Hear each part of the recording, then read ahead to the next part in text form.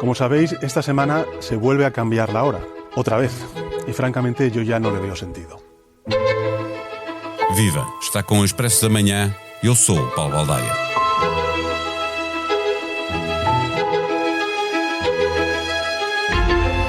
A hora muda 2 vezes por ano porque a atividade humana necessita do máximo de tempo possível da luz do dia. Mas não se trata apenas de poupar energia, procurando ajustar a atividade física, o trabalho, o estudo, aos movimentos de rotação e translação da Terra. Já sabemos que a rotação faz a noite e o dia e a translação faz as 4 estações do ano. Sabemos também que há mais dia na primavera-verão e mais noite no outono e inverno.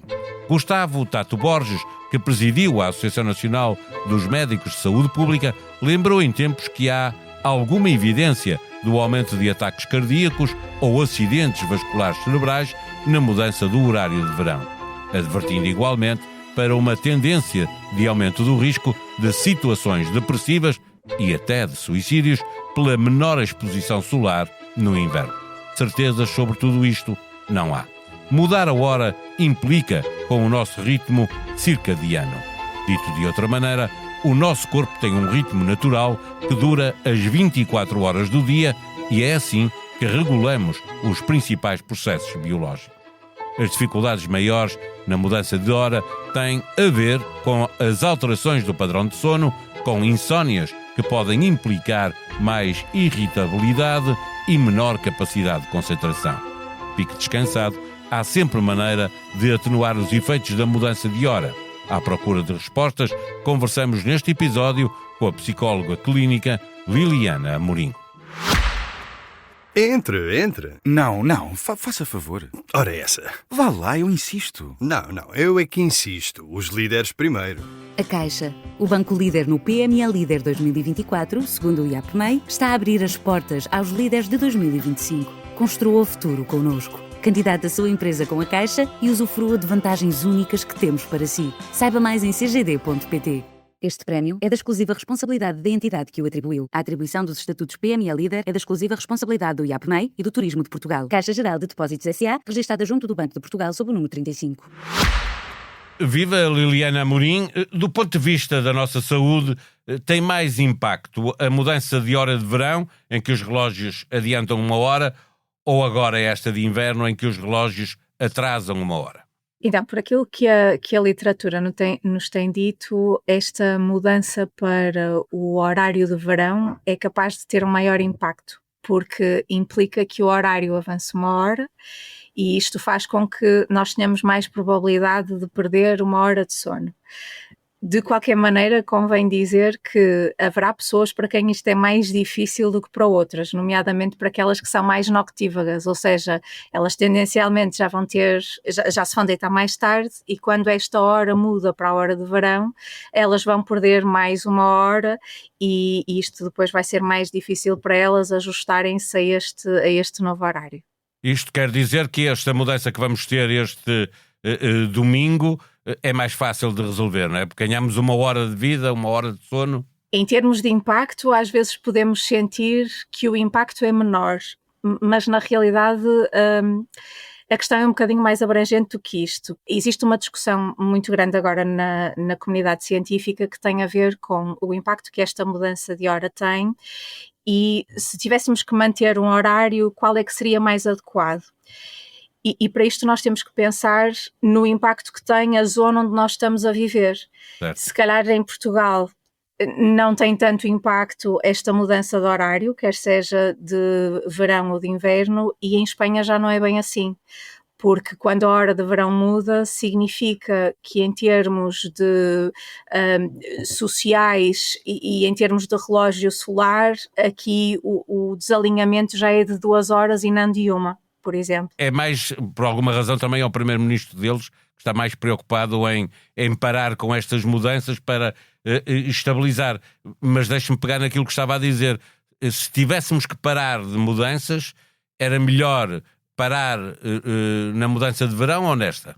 Na realidade, a literatura não nos dá uma resposta e nós vemos que ainda existe muita controvérsia por causa desta dificuldade de termos estudos científicos que efetivamente nos digam qual é que é o impacto maior, se é manter ou se é mudar para cada uma destes horários. Eu não sei se é relevante fazer esta contextualização. Se nós pensarmos nestas mudanças de horário, geralmente elas acontecem por questões políticas ou sociais.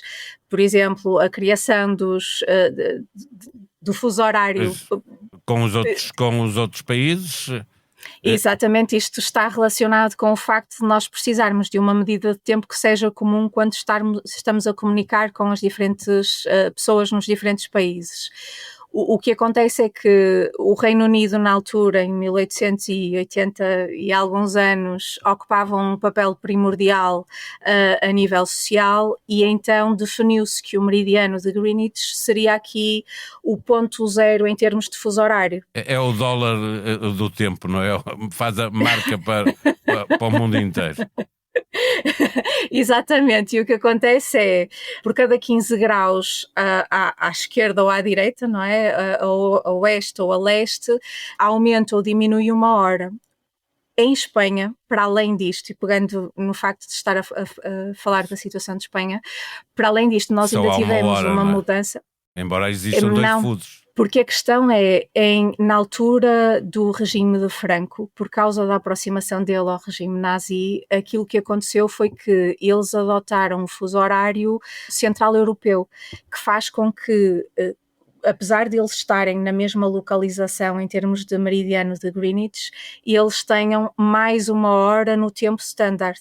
Então, quando muda para a hora de verão, na realidade eles estão a avançar 2 horas para além daquilo que é suposto.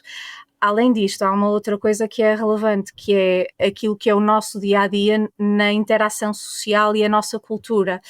Nós orientamos o nosso tempo também pela componente social, o que significa que o nosso horário de trabalho, o nosso horário de ir para a escola, para além daquilo que é esta definição de horário comum, vai também ter influência no nosso dia-a-dia, no nosso sono e no nosso relógio biológico.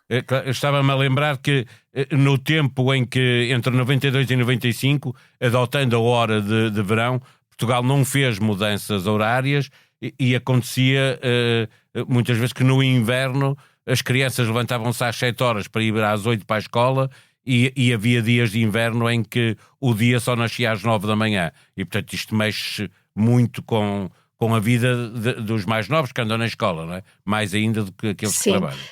Nós aqui temos outra questão, que é nós estamos ajustados à nossa vivência aqui na Terra, e um desses fatores que nos permite esta sincronização são os diferentes relógios biológicos que nós temos em diferentes órgãos do nosso corpo, que são comandados por um relógio central que nos ajuda a estar sincronizados com o dia, com o horário solar.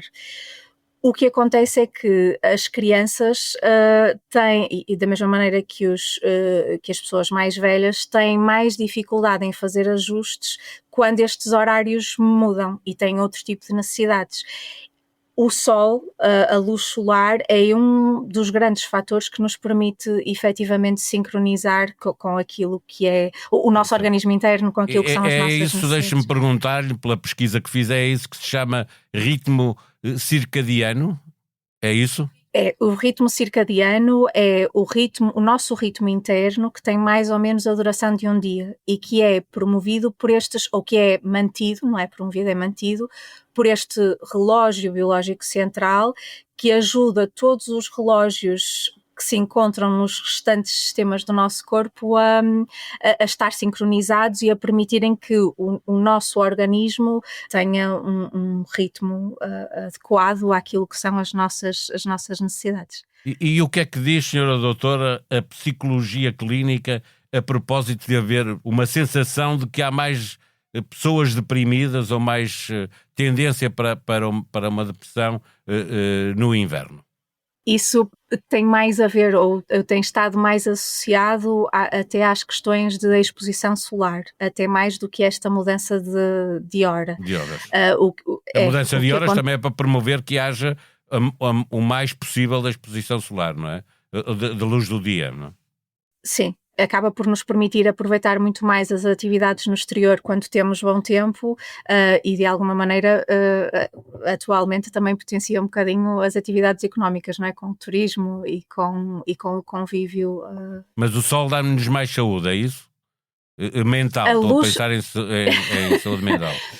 Vai sempre depender, mas sim, o sol pode ser aqui um fator importante também pela questão da exposição, da interação social, não é? Dias mais longos, mais atividades, passamos mais tempo fora de casa, quando vem o inverno temos tendência a passar mais tempo dentro de casa. Mais solidão, etc., não é? Porque as pessoas não vivem todas muitas pessoas dentro de casa. Nós estamos a chegar ao fim da nossa conversa e eu tenho que lhe fazer a pergunta que imagino todos os ouvintes do podcast farão. Para uma melhor adaptação ao que aí vem, o que é que aconselha fazer? Quer por antecipação, quer já depois da alteração da hora? Então, por antecipação, uma das estratégias que podem ser utilizadas é, durante a semana que nós sabemos que a hora vai mudar, é diariamente tentarmos deitar 15 minutos mais cedo. Isto vai fazer com que no final da semana, quando a hora efetivamente mudar, o impacto desta mudança seja menor naquilo que é o nosso sono, porque já nos fomos tentando ajustar e o nosso horário, tentando antecipar um bocadinho o nosso horário de sono. Quando estamos na semana em que a mudança acontece, a ideia é tentarmos manter este horário de sono constante, de maneira a que nós também nos consigamos ajustar melhor à mudança. Evitar cestas para tentar compensar algumas noites mal dormidas? Depende. Há pessoas a quem as cestas podem trazer aqui uma desvantagem, por exemplo, pessoas com tendência a cefaleias, as cestas de uma maneira geral podem não ser convenientes, mas sim, se por acaso estivermos a perder tempo de sono e sentirmos que há aqui algum cansaço, 15 minutos, uma power nap pode ajudar a recuperarmos aqui alguma energia. E mais algum conselho para além desta tentar forçar um bocadinho cumprimentos de horário? É uma boa altura para fazer aquilo que então, normalmente devemos fazer quando temos problemas de sono? Então, de uma maneira geral, o nosso relógio biológico gosta de consistência, ou seja, quanto mais consistentes nós formos com os horários, mais fácil é para o relógio se ajustar e para nós conseguirmos sentir que temos uma boa rotina diária de sono e de descanso. Para além disso, termos horários consistentes de refeições, por exemplo, também ajuda, e termos uma rotina de higiene de sono adequada também ajuda a que o nosso sono seja melhor, e isto também ajuda o nosso relógio biológico e a nossa adaptação.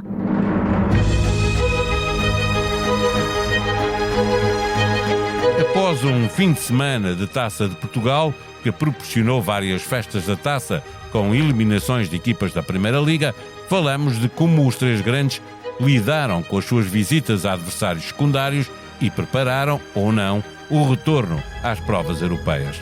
Também fomos a Marrocos, o novo campeão mundial de sub-20, cheio de talento que está a colher as benesses do seu investimento. À conversa com Diogo Pombo, Tomás da Cunha e Rui Malheiro, fique com mais um episódio do podcast No Princípio Era a Bola.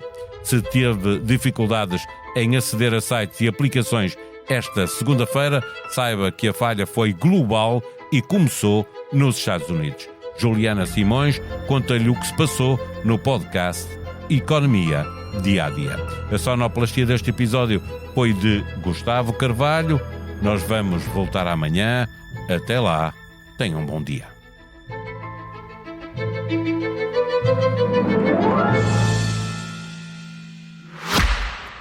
Entre. Não, faça favor. Ora essa. Vá lá, eu insisto. Não, eu é que insisto. Os líderes primeiro. A Caixa, o banco líder no PME Líder 2024, segundo o IAPMEI, está a abrir as portas aos líderes de 2025. Construa o futuro connosco. Candidate a sua empresa com a Caixa e usufrua de vantagens únicas que temos para si. Saiba mais em cgd.pt. Este prémio é da exclusiva responsabilidade da entidade que o atribuiu. A atribuição dos estatutos PME Líder é da exclusiva responsabilidade do IAPMEI e do Turismo de Portugal. Caixa Geral de Depósitos S.A., registada junto do Banco de Portugal sob o número 35.